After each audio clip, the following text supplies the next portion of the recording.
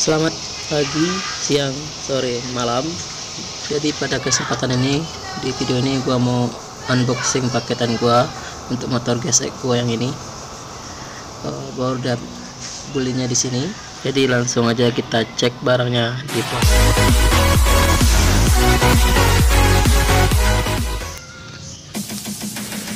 Jadi ini adalah paketannya yang baru gua ambil di pos.